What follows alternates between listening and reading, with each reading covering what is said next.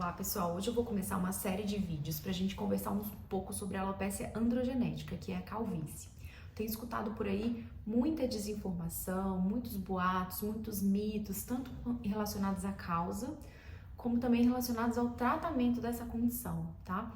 Então, para ficar tudo bem claro, eu decidi vir aqui explicar da forma mais didática, da melhor forma possível, o que é essa condição, né? Então, a alopecia androgenética, ela pode acometer os homens e ela também pode acometer as mulheres.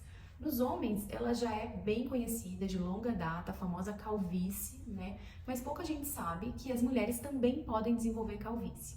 O padrão de acometimento, o padrão de perda capilar nos homens e nas mulheres é diferente. A tendência dos homens é começar com aquelas entradas, né? Algumas vezes rarefação aqui da coroa, que é o vértice do couro cabeludo.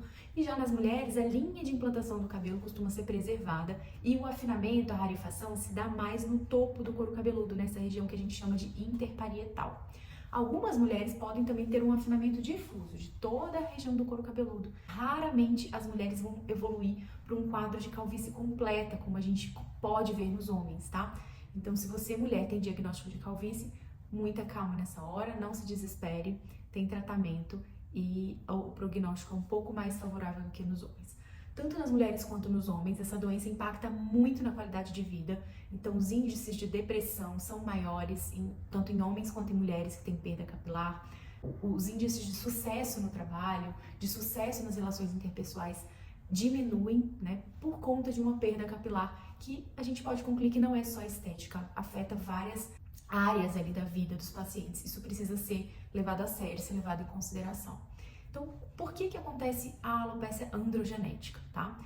O nome já diz que a gente tem um fator que é genético e a gente tem um fator que é androgênico, tá? Então, no fator genético, existem vários genes que já foram relacionados à tendência à calvície. Não é um gene único, não é uma herança que passa de pai para filho 100% ou de mãe para filho 100%.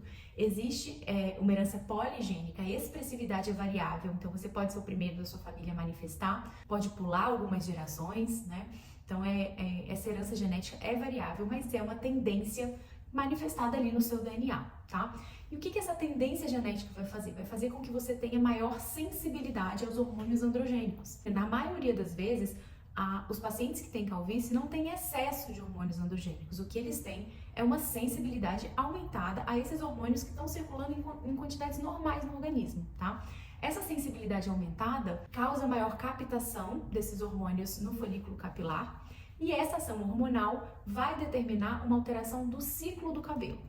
Eu tenho um vídeo aqui sobre o ciclo capilar normal, então se você ainda não assistiu, corre lá para assistir, porque agora eu vou falar o que está alterado nos pacientes com calvície. Então, nos pacientes com calvície, a gente tem uma diminuição da fase anágena, que é a fase de crescimento, um aumento da proporção de telógenos, que é a fase que o folículo está em repouso ali logo antes de cair. Com isso, a gente pode ter uma percepção de queda aumentada, cabelos mais curtos que não crescem tanto. Também, então, um aumento da renovação desses fios, né?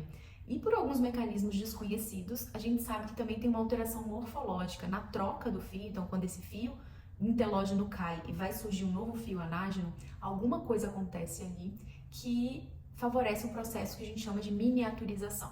Então, a miniaturização é uma redução do diâmetro do fio que acontece a cada troca nesses pacientes que têm essa tendência genética. Então, quando o paciente vai trocar de fio, o fio que vem nasce um pouco mais fino, tá? E isso envolve mecanismos ali de sinalização molecular que a gente não entende completamente, a gente não sabe ainda completamente todas as vias que participam desse afinamento.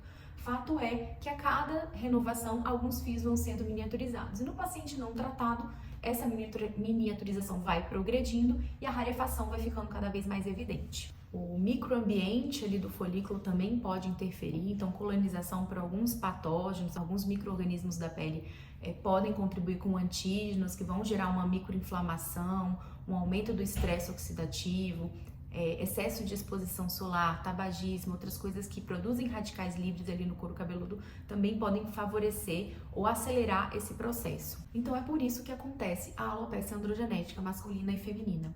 Não é infecção por parasitas, não tem a ver com alimentação, não é falta de vitaminas, não é uma doença autoimune, não é uma doença relacionada ao estresse, tá? Como a gente vê sendo propagado muitas vezes por aí, é uma doença de aumento da sensibilidade genética aos hormônios androgênicos.